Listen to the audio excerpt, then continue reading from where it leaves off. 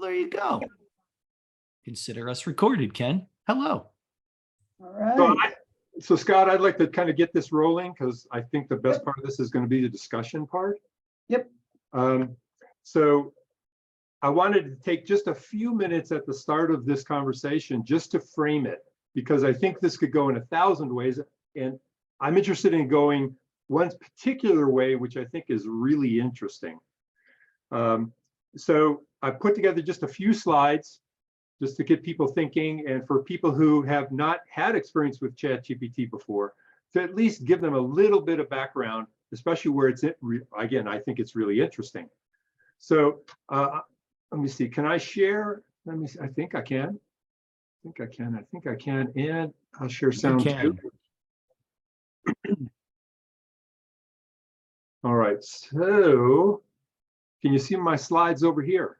Yep. Good. Let me see if we'll still see them when I put it in slideshow mode. Still got them? Yep. All right.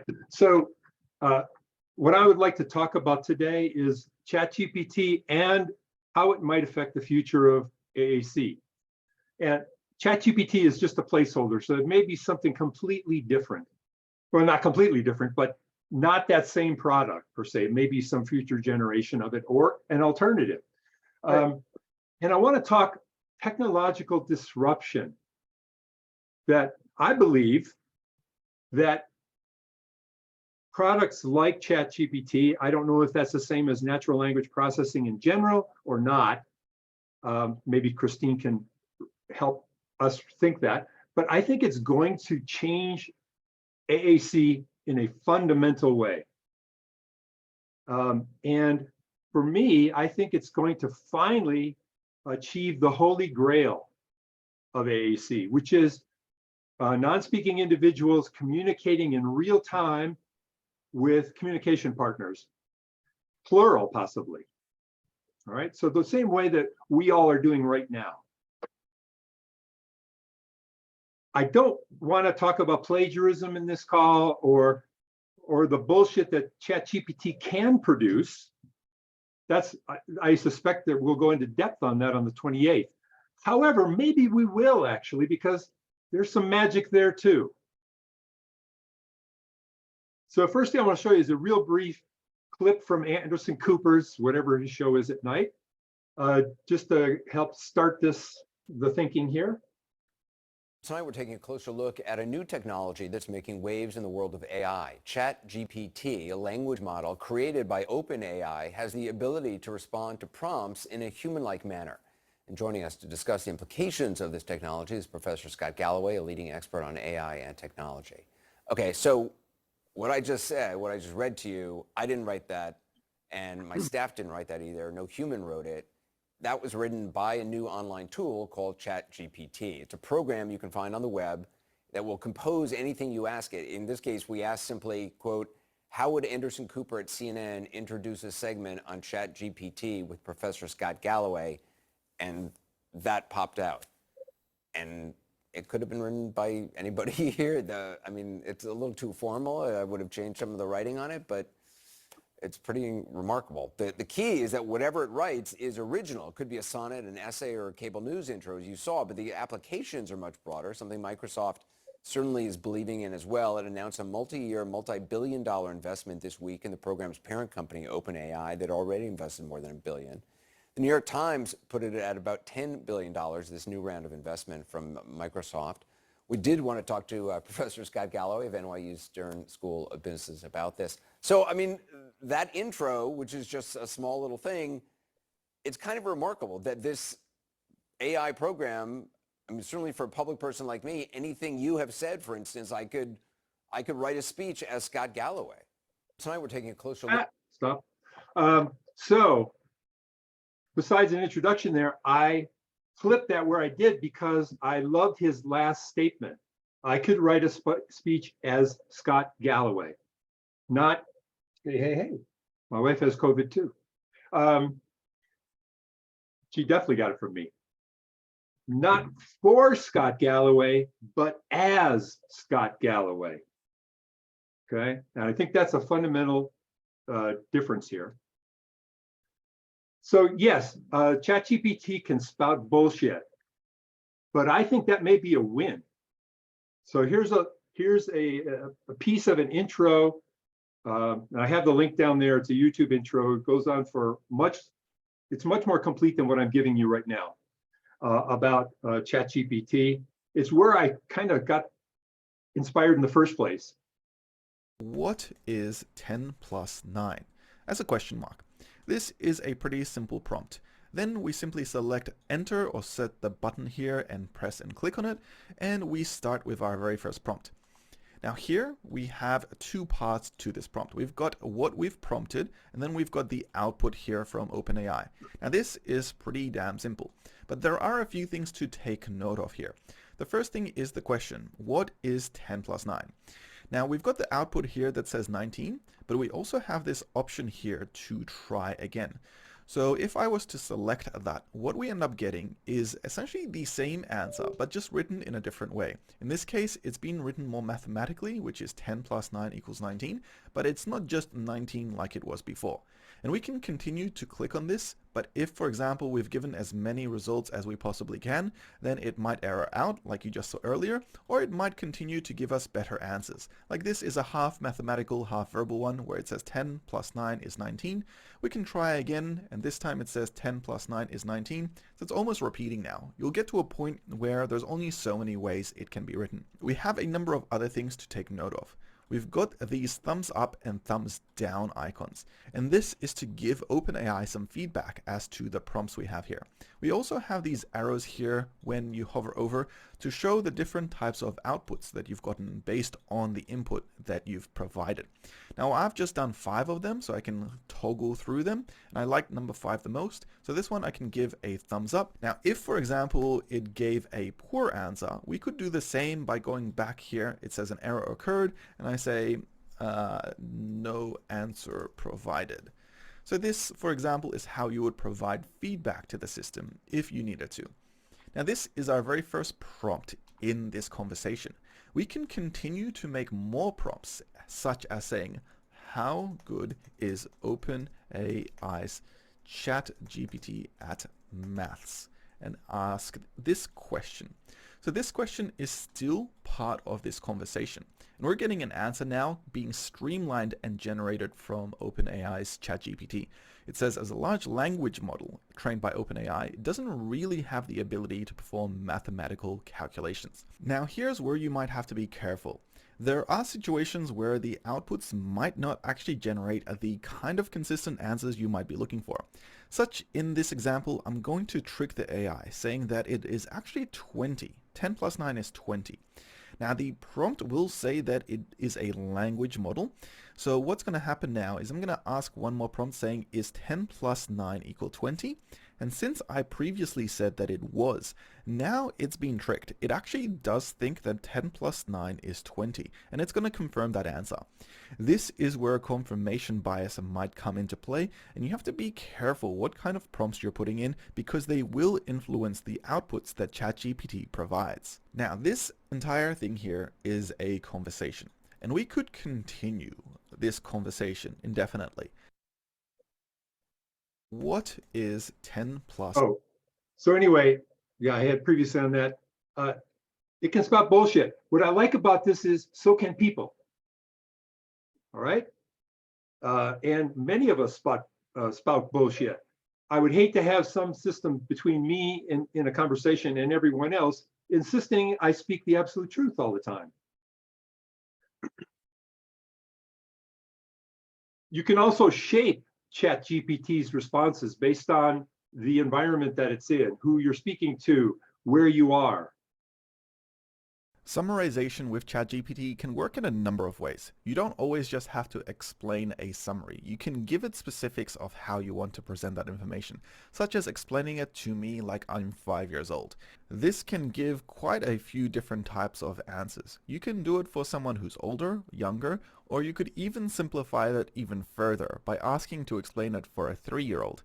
And I like this answer because it gave a prompt here where I could understand that if someone does something bad with your private information, the government will help make it better. That is definitely for a 3-year-old. Another way we can request summarization is by being specific with the word count, such as explaining it in 20 words or less. Here it looks like OpenAI had to think a little bit on how to explain this one, but the resulting answer was within the context of what I requested, which was for it to be in 20 words or less, and I actually really liked this one. It said, "The Privacy Act is a law that protects individuals' information and provides a mean for privacy concerns." So there it's even shaping not just the level of complexity of the answer, but the length of the answer. Summarization with So plagiarism. It's not plagiarism if you're the individual being plagiarized, all right? And, or if it's your dead father. Now, why in the world did I choose dead father? Well, because Ray Kurzweil, you may have heard of him or not, he's a pretty famous technological person. In 2011, spoke about creating a computer model of his father. And he actually achieved this. And he did it by scraping together written communications, photos, any information he had about his father. So this is creating a model of a person. Now, since he was able to create it, I assume that Ray somewhere has pulled together a data model of what it means to capture a worldview of a human. So imagine that you were able to capture someone's worldview. And this is a description of the kind of things you would find in here, including that person's perception of what facts are, and they may not be the population's idea of what all the facts are. They have their own alternate facts. Okay, that's part of who they are. It could capture situational, it would have situational awareness. It would know where this person is, who they may be communicating with, what part of their day this is, what their relationships may be to the people they're communicating with. It would have, and this is, these are a series of models here. Some model of how communications take place.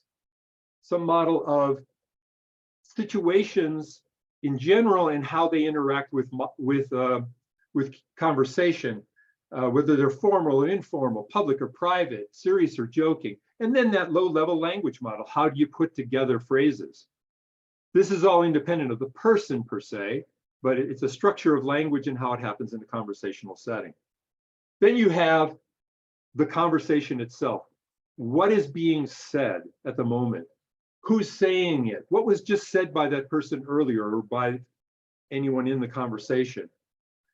That is all input to a conversation being held sort of on your behalf by ChatGPT or something like ChatGPT. And it is providing options that take into account all this background information about you and about what's being said and in the setting in which it's being said. Providing some options for you to choose among, and you choose a response. And you saw how quickly this happens in a typing environment. There's no reason to believe this couldn't be speech to text back to speech. You saw that you can shape the response based on your personal worldview. And even after the fact, you could go back and shape the kinds of options that ChatGPT provided. So then in the future, the options are more like what you would want to say. How would it get this personal worldview? I think this is a key. Well, it would, just like Ray Kurzweil's father, it would gather all written communication you participated in. It would hold one-on-one interviews with you, and it would have infinite patience in those interviews. It would simulate conversations with you and see how you would like to hold those conversations. And it would understand your situational preferences. When I'm speaking to so-and-so, I want to behave this way versus someone else. This is the thing that I'm thinking of as the holy grail of real-time conversation. And I have a couple of real quick slides here that say, hey, this is real and this is this is a disruptive technology. At least that's how the world believes it is. Google shares dropped by $100 billion when they screwed up a presentation about their version. $100 billion in a day. Also, I attended an ATIA Project Open presentation, where they're hoping to design the future of AAC with an AAC simulation environment. What I noticed was they were focused on the grid. Their heads were still in the grid. And their problems that they were trying to address were very parochial problems. They're not thinking disruptive technology that's going to change all of this in 2 to 5 years.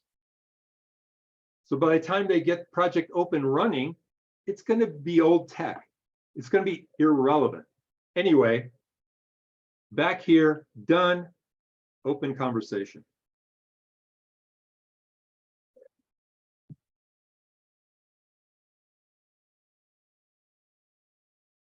So right now, that first piece that you had up,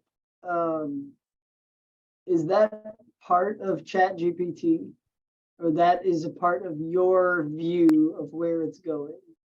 So this is just a back of the envelope, just considering some components that I would think would need to be there, sort of an architectural level thing. And yes, you saw that conversation you hold with ChatGPT, that it's remembering everything within that, and that's helping to shape its responses. This is a extended life kind of conversation that you're holding with it. In fact, it would need to be much richer of a data structure, of a model, than it has now, I'm sure. Okay. But boy, I can't think of anyone I'd rather have a conversation with to just get my opinions out there than a machine. If I'm very, very slow in responses, there's just so much pressure on a person who's using AAC to be quicker. You can see the tension in every conversation that an AAC user has with a non-AAC user. There's just so much pressure on that person, both the person receiving and the person sending. Where a machine like ChatGPT, you could take your time, it just doesn't matter. So Ken, I'm going to jump in with a question. I immediately started thinking, I feel like I have different worldviews maybe in different situations. So I have maybe a view on something that I would answer professionally, but then I also have maybe a view where I may be sharing that personally. So I think it would be interesting to try, I don't know how AI would figure out those different modes of how I'm communicating. Like I will be thinking to myself in the morning, preparing for my day, and there may be something I really want to say to a teacher, like telling that teacher off, like, like in my head, I'm having this whole scripted conversation of how frustrated I am with you, and I really want you to do something, and I'm going to tell you off. But then when that professional part of me goes in and uses that coaching model, and, I don't do that. But then I go home at night and I tell my husband about this conversation about how frustrated I am with this teacher, and exactly what I would want to say to that teacher. So I think it would be very interesting for AI to try to figure out those different modes of communication. I'm not sure I'm saying that right. I'm not exactly sure how to articulate that. I think you are, and this has to be rich enough to say there are situations where my worldview is partitioned. Yeah. Okay. I hope none of your teachers are on this call. That's all I can. No. They probably know who they are already. You can only filter so much, right? I also think it would be like, you've got a great group of people here with probably very diverse backgrounds, but we're missing those AAC users, the people that are actually using and have that authentic experience. And I think it would be very interesting to get their perspectives on this as well.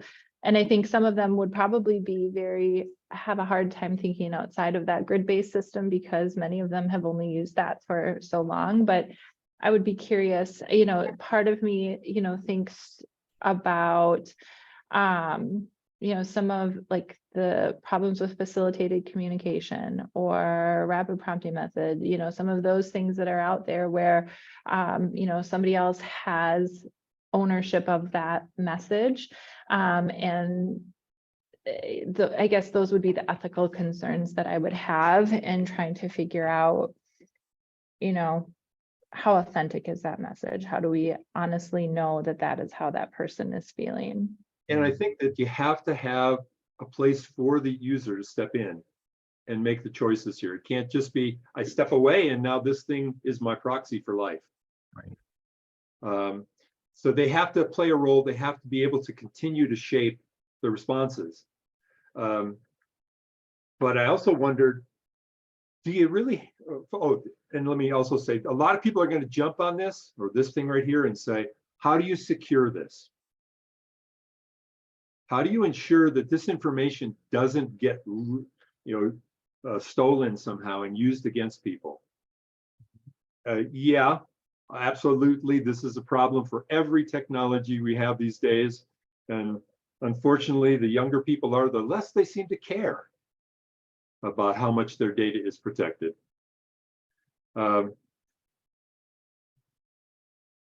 But I was also thinking, I'm not sure you have to have every piece of this in place before you can do something. It's almost like the first time you do a piece of it, suddenly there's new value that an AAC user can leverage. So you don't have to have this incredibly rich worldview before you can start leveraging pieces of it to form sentences that you might want to use.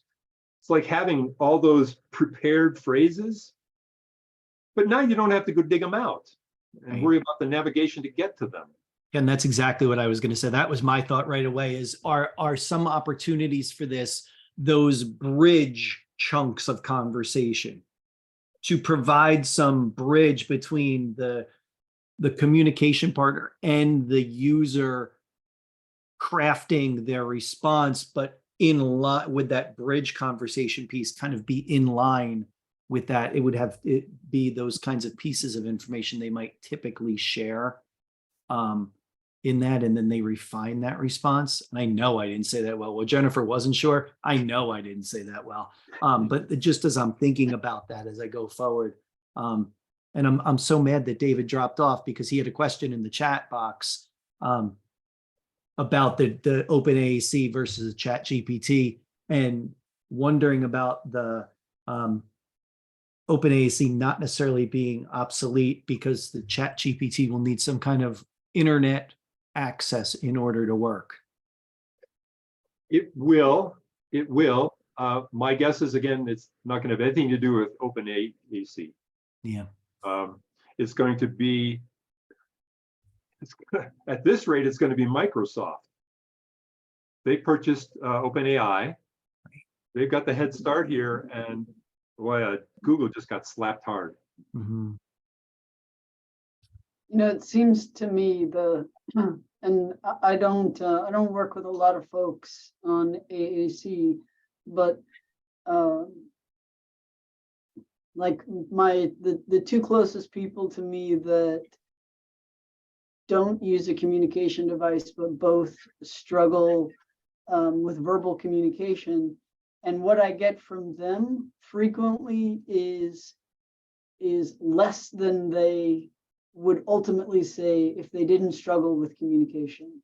And I have a naive idea that folks who are using a communication device often have that same thing, where you say less than you think. I mean, smart people do that in general, but I think as a limitation, an AAC device often has people output less than they might if they could speak verbally. And I think, okay, so if they're using ChatGPT or something like this, would that, I mean, even if everything they say might not have been their exact chosen words, it would be more like, I don't know, having a more standard back and forth conversation. And I think, we don't say, oh man, it's terrible that Dawn, my friend, is only out, her verbal output is a quarter of what it maybe would be if it were easier for her to communicate. We're not all sitting around, or my friends aren't all sitting around saying, isn't that terrible?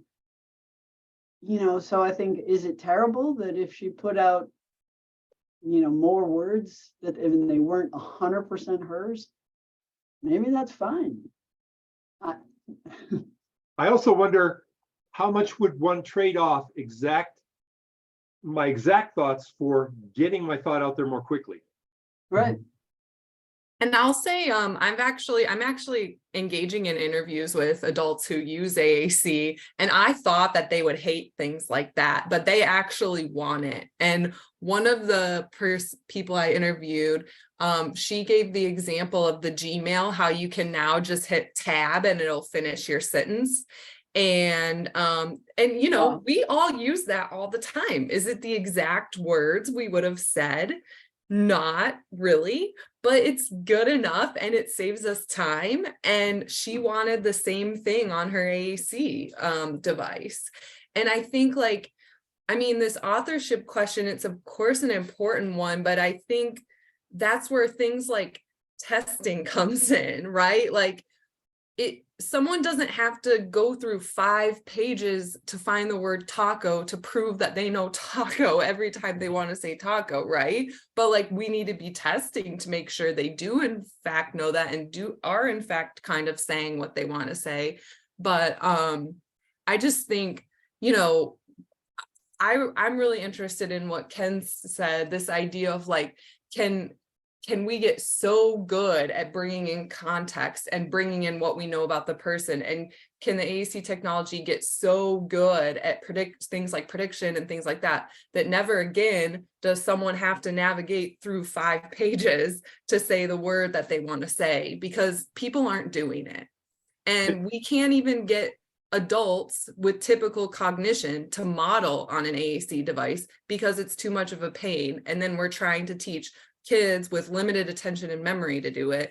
I agree that we need a disruption. Hey, Christine, unless accidentally, I haven't said anything about who you are or what your background is. Would you mind telling us? Sure. I'm Christine Holyfield. I'm an associate professor in communication sciences and disorders at the University of Arkansas. I study AAC for individuals with developmental disabilities. I've been involved with quite a bit of the technology development side of things, trying to kind of start to develop evidence-based and theory-based AAC features rather than, just taking what's out there existing and kind of studying to see whether it helps communication or not. And before I got into research, I worked clinically as an SLP in schools supporting kids who use AAC in that capacity. And right now I'm working on a project funded by the National Science Foundation to bring AI, including natural language processing like ChatGPT, into AAC. And we're going about that in a user-driven way. And part of that is interviewing people who are using AAC right now and getting information about their vision for things and what they would like.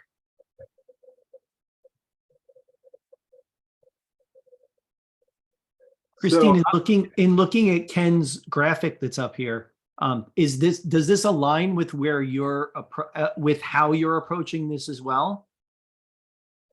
Yeah, I think there's a lot of different ways to get natural language processing involved. And one of them is I see this more as offering predictions, like a choice of 4 or 6, and you could keep scrolling through for, to communicate things like that. One thing I was thinking in the response shaping, I also think getting communication partners involved in that piece too, in what the prediction looks like and things like that could be good by kind of like the human in the loop piece of informing the predictions and things offered by AI. But I think there's also, I mean, so there's sort of the natural language processing to support the conversations that the individual's happening. And I think of that a lot like this. And then there's also things like, you know, you talked about, Ken, the simulated conversations in the sense of making the ChatGPT understand the person.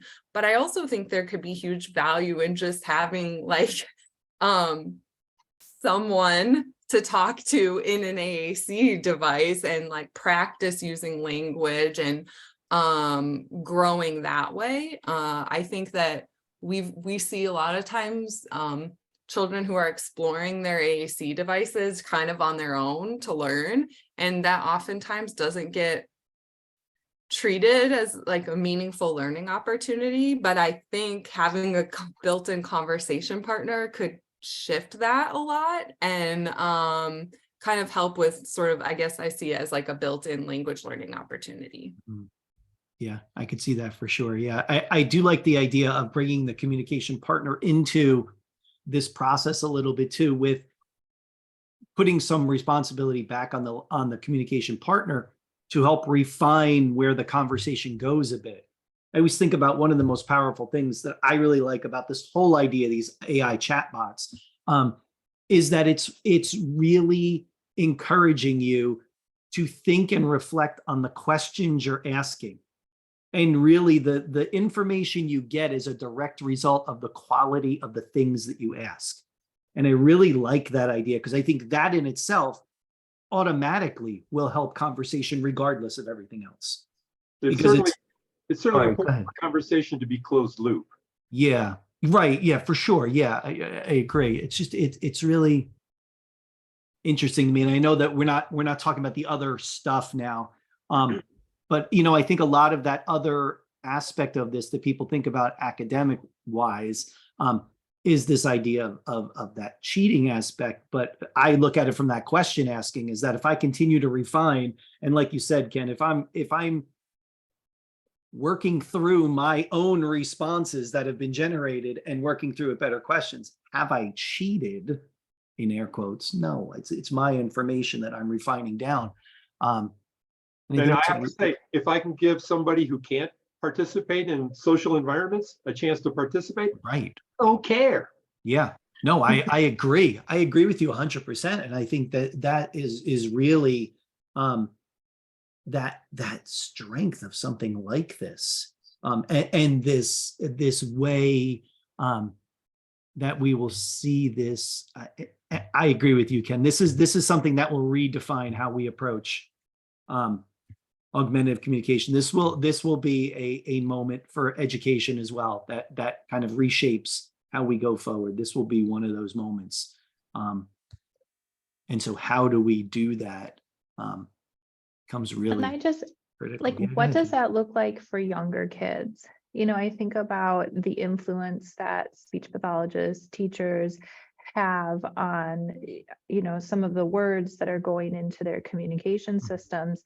And I guess for me, I think there are some ethical questions that I have, and I'm not opposed to any of this by any means, but as an educator coming in and helping to set up and a speech language pathologist coming in, helping to set up a communication system for somebody, I guess I don't want my implicit biases to influence perhaps some of the setup of that system and that model. And I even think about like just the autonomy at that young age and how influential those kids are.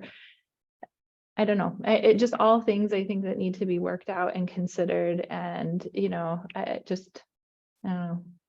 I think for somebody who can read and can write and has literacy skills and can go through and, you know, adjust the responses, I think that that's great. And there's a lot of value in it.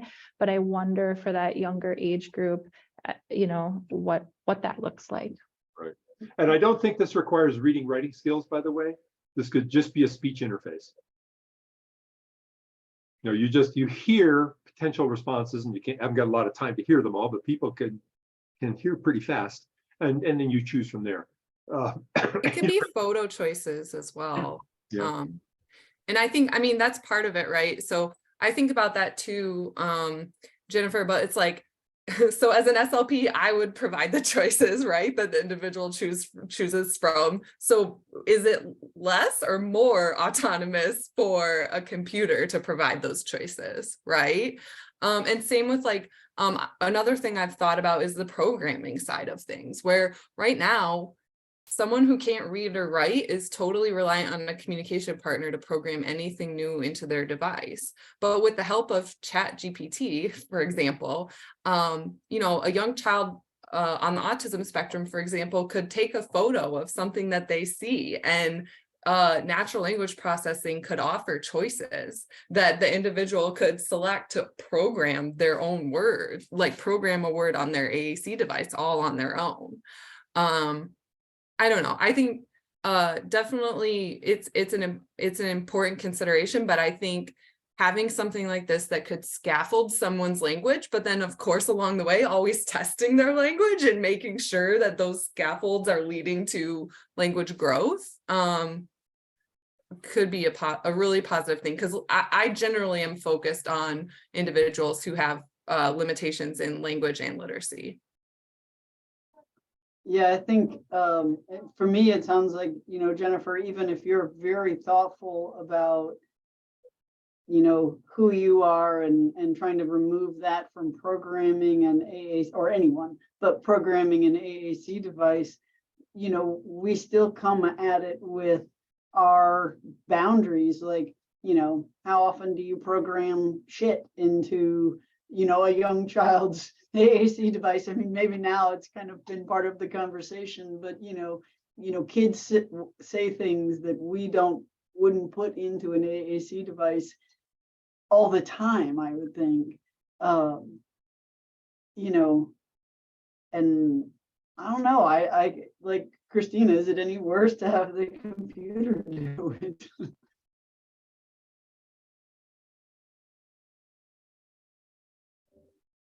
It would be an interesting challenge to say, if I had sort of an architecture like this, how would I build it? How would what would it look like operationally on a daily basis? How would it be used by individuals over their lifespan? These are really interesting topics as far as I'm concerned. Mostly, I just wanted to show that this is feasible. This is not, well, maybe in 100 years. No, we're talking within a decade, if not sooner. How long ago had we heard about ChatGPT? I'd say I had never heard of it 6 months ago. Right. And now people are thinking this is the most dangerous thing to humanity next to Humanity itself. Yeah, I think it's interesting. I look at this, Ken, from the other perspective is why, this is a devil's advocate question, why would the AAC companies want it to work this way? They wouldn't. They wouldn't, and I'm sure, unless remember that oil companies didn't invest in solar and wind, but now they do, because they have to ensure that money keeps coming in for their shareholders. Unfortunately, these guys are not oil companies.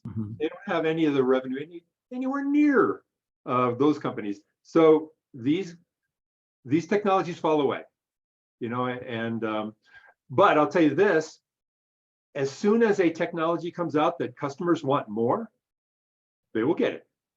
They will do it, whether that means dropping their current device or not. Yeah, I mean, AAC apps just about bankrupt all of the AAC dedicated device companies, and then they just all started making apps, right?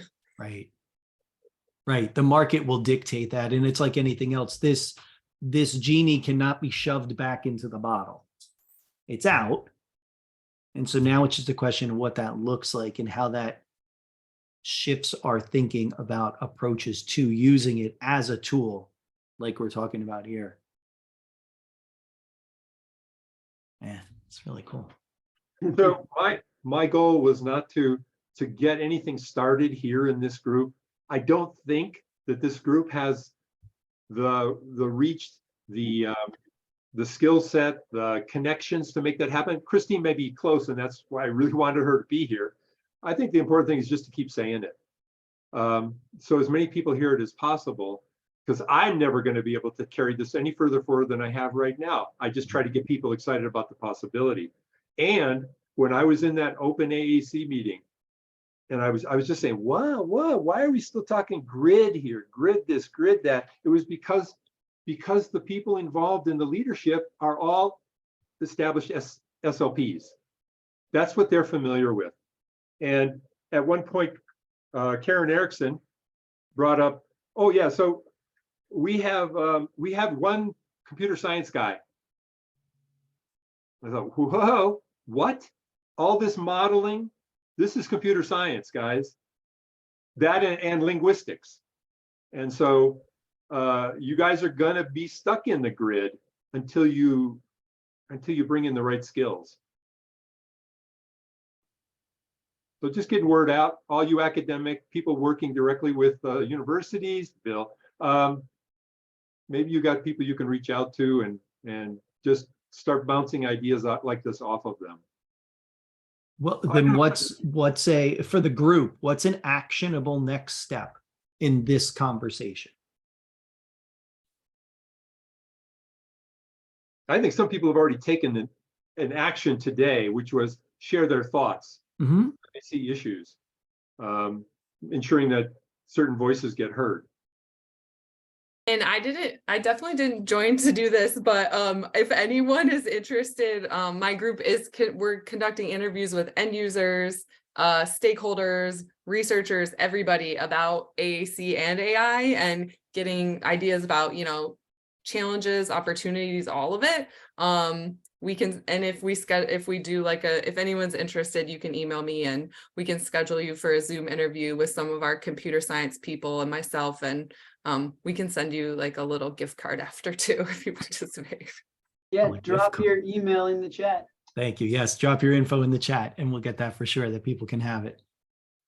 Is this a conversation that you would like, that the group would like to see continued on a semi-regular basis, and maybe try it across platforms, across groups, to try to raise or increase the level of participation? A lot of questions in there. Hoping It you just seems say to yes me like to them. this group is not, kind of like Ken said, is not necessarily the carry it forward in this realm.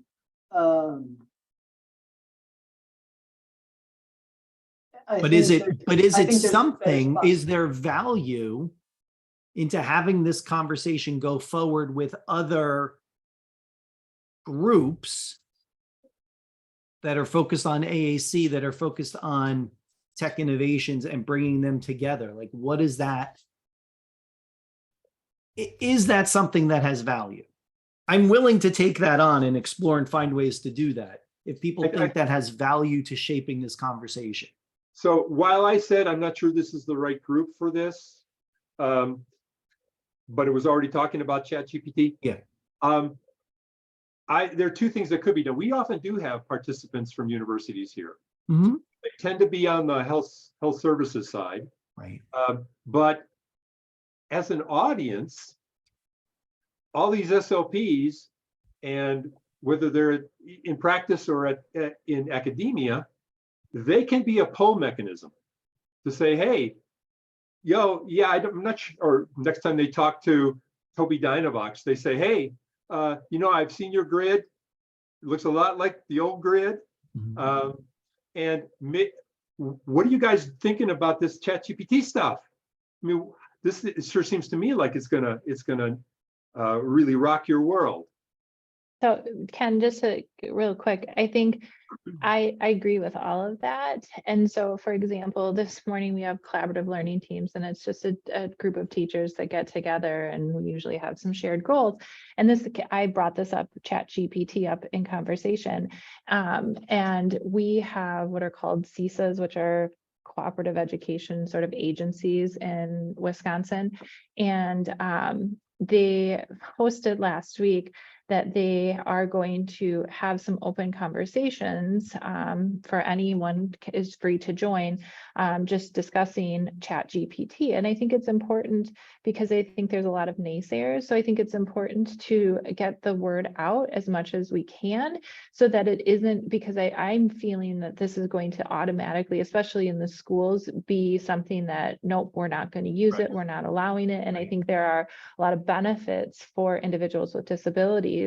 And I think just raising awareness that this is another sort of avenue for this. And I think that as much as we can bring it up and build awareness, then I think people are less fearful of it because they haven't thought of all the different ways that it can be used. I mean, my husband's an engineer, and we were driving down to a swim meet this weekend, and we were just chit-chatting, and he was telling me all the things he and his engineering coworkers are asking ChatGPT, and sort of the perspective that they're looking at it, and they're in the paper converting field, like something totally different than what I do as a speech language pathologist. So I do think there's value in bringing it to different groups, even if it's just to raise awareness, because I don't think people have maybe even thought of what Ken has brought. Yeah. The table. Jennifer, I agree 100% because I'm looking at the piece that Ken's left up on the screen, which I'm glad that was there as the background of our conversation. I also feel like there are many in the field that have not given this concept a thought at all yet. Christine, agree, right? So many people that haven't even heard of it yet. Correct. And so they haven't even wrapped people their don't brain even around know. it. And that right. this group of teachers today that I met with, nobody had even heard of it yet. Yeah. So I don't think we've become very aware of it, but I don't think it's trickled all the way down quite yet. So I think the more you can shape that conversation to some of the positives, right, the more open-minded people might be when they start having it, rather than just hearing those louder voices shouting, no, it's terrible. Yes, right. I think that there's a large percentage of the population that we're talking to in this AT field, disability field, that has no deeper understanding of this than that Anderson Cooper clip. Or the blast that goes out on all the news feeds, how the Department of Ed in New York banned ChatGPT. That might be the level of discourse that they've embraced in this topic so far. And so thinking about what that looks like. Yeah, I feel like a lot of people, what they know about it is this, oh shit, how am I going to deal with this? Yeah. Just complete, I guess, fear that, everything is going to be, every paper turned in is going to be produced by ChatGPT. Yeah, I think a lot of the conversation has been framed in the boogeyman approach, like, oh Yeah. no, you have to get away from this. And that's not the case. And so we have to think about how we try to frame that. And like we've all been saying, it's getting it out in front of different audiences and having this kind of just open conversation about it, about what we think and how it could potentially frame technology integration going forward, which I think is really powerful. This graphic is powerful. Yeah, I think you could publish this, Ken, and I agree, Ken. If nothing else, to a lot of people. I'd put my name on the bottom of this pretty quick. Is what I would do, just to have my name latched onto it. Yeah, somehow. there's an old saying that says you can get an incredible amount of things accomplished if you don't care who gets the credit. All right, that's fair too. That's fair too. But I think Good, because I'm itself, screenshotting it then, Ken. well, it's so fun. I already screenshotted it, and I'm like, I did oh. too, Mike. If we're being honest, I already did. screenshotted it I a did long time already, ago. Yeah. So I'm glad to hear Ken say that. Yeah, Ken, I will put the credit next to it anyway, because I think it's really it's really valuable and it's important conversation. Someone put in the chat, Alana put in the chat, Ken, do you have the link to that Anderson Cooper clip? Actually, is it in the slide? It might be in the slide. I just tried to find it because I was trying to, one of our SLPs is looking for just like, what is ChatGPT and like kind of basic. So I think that clip might be helpful for to kind of give it just a sense. But yeah, if you have Sure. the slide or a link, I couldn't seem to find it. I'll send out the YouTube link to the entire Scott That'd be Gallup great. Thank you. conversation, because I just took a piece of it. Got it. Yeah. Wonderful. Thank you. Well, I think Yeah, this was excellent. That first clip was good too, you know, that basically saying, yes, 10 plus 19 equals 20, you know, like you can manipulate this in a way to make it your own worldview. My alt facts are real, you know, but I think that's an interesting piece of it as well.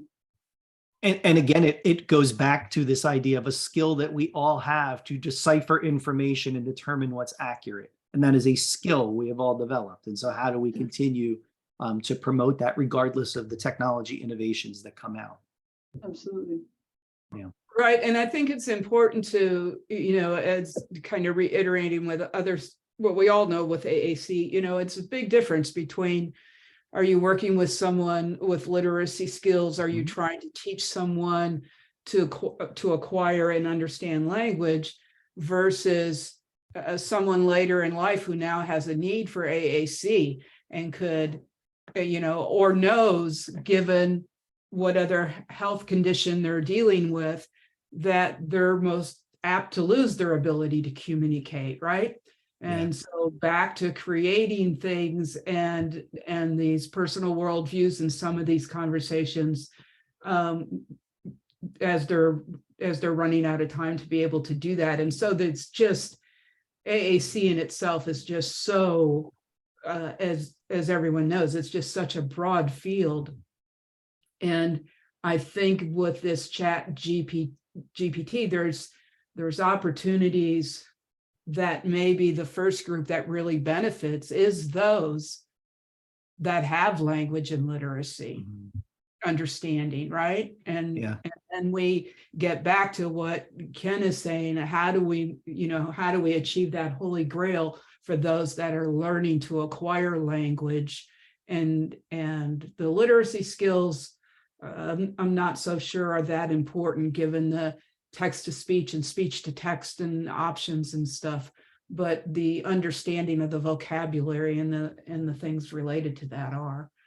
Yeah, it's a great point, Kathy. I think it's important to this group when you think about it from many of you providing AT services, that might be one of the first uses where you want to be at least knowledgeable enough to talk about ChatGPT as an option for somebody that now has lost their ability to communicate and now needs an alternative.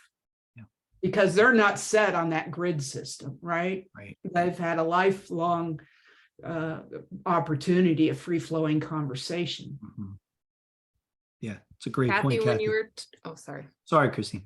Kathy, when you were talking, you know, it reminded me of voice banking, right? Where for these individuals with ALS who know they're going to lose their voice, starting that process. And so could there be like conversational banking where I'm going to teach a bot to sort of respond how I might respond and, you know, help my communication rate when I am relying on this form of communication? Yeah, that's one of the things I was thinking about through this whole conversation is a lot of that, the replacement for voice banking, right? The opportunity that would probably be the first and foremost and easiest part to access with ChatGPT abilities. Great point. Excellent. All right, All right, everybody.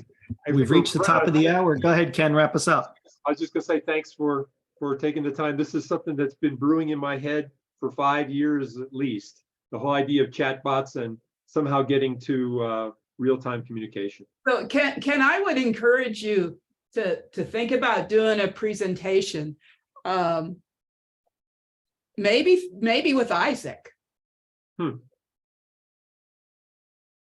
That's kind I of think the is in group. Cancun. I'm sure they've already accepted their Yeah. maybe already have their agenda and everything in place since it's in Cancun in July, I think, this year. But I wonder, Kathy, in that same line, I wonder if, and that's kind of what I was thinking was a USAC or an ISAC kind of approach to this. Is that a group to approach with this, even if it's this kind of virtual conversation? It might be a good starting point to get people thinking about it or understanding what it might be, and then exploring or thinking about the potential for something like this. So we might not get you to Cancun this year, Ken, but maybe in another year. But also thinking back, I think, to Ken's previous comment about how do we need to broaden outside of that traditional like speech therapy sort of grid-based view. And, you know, I agree. I think there's a lot of different people within Isaac, but I also think, you know, are there other people that could think about it just in a totally different way, that don't know what that traditional form of AAC necessarily looks like, so they could think more outside the box. I feel like, you know, like just some, I can say random people off the street, but, you know, like just, I think there are different groups of people that, you know, it would be good to target, because I think Isaac, USAC, all of them are going to be very much based in that traditional sort of way. Almost like when you give like a kindergartner a problem to solve, and how they solve it so much differently than, you know, somebody who, some executive at some company, you know, like you need somebody to just sort of look at it from a totally different perspective, I think. I agree, Jennifer, but isn't there a better opportunity at a group like that to find the disruptors that are part of that group and just kind of grumbling under their breath about stuff? I mean, we need to ed camp it is what we need to do. Okay, yeah, I'm all for that Those too. are your I mean, disruptors. I think that's fine. I think like anything else, the trick of any kind of participant-led conversation is finding the participants. It's like problem A, find people. Problem B, give them a space to talk. Solution C, they talk and you figure it out. They go from there. So I think those are really interesting ideas. I was going to say something else and I lost it. That's okay. Mike, you have something coming up on this. Tell us about that. Yeah, I don't even know the date. Isn't that horrible? Naomi will drop the date in the chat. We're gonna, there it is. There's the link to register for the thing we're running, which is a webinar. I guess we'll call it a webinar. I would imagine it'll be closer to this kind of conversation of ChatGPT. What is it? What does it mean for the field of AT, and how do we look at this broader and kind of have these conversations? February 28th at 12 o'clock. There Eastern. you go. And the link is in the chat. And I think it will be very much like this. Maybe we'll do some conversation. We'll do some breakout into some different areas of focus and let people have some group conversation time and come back and chat about it. I have to admit, that's the extent of the planning I've had yet. And I just did it. You saw me just do it because it's such a new topic and it's just so wide open. I mean, it could just literally be, hey, here's a thing. I love Ken's approach. It's like 5 slides, set the stage, go, and just talk about it. And I think that's a really good way to look at this. So Ken, I may shoot you an email to ask you for these slides so that I can maybe insert this in somewhere. Sure. All right, awesome. Yeah, I have to admit, Cancun, well, first of all, I'm not sure I can afford to go to Cancun. I'm not on anyone else's budget. And with CSUN coming up next month, that'll be the 3rd conference in this suite. And I am so looking forward to that being done. Yeah. I need to take a break. And it's not just COVID talking. It's just the flat out. It's yeah, I hear you. And then you'll get a break because there'll be no conferences for a while. So, all right. Well, hopefully people can join us on the 28th. If not, we'll continue to find ways to have this conversation either in this group or outside this group and others. Christine, thanks for joining us and giving your perspective. Really appreciate it. Thank you. Everybody else, Ken, thank you for spearheading this. Really appreciate it. Thank you. All right, everybody. Have a good one. All right. Thanks, everybody. Thanks.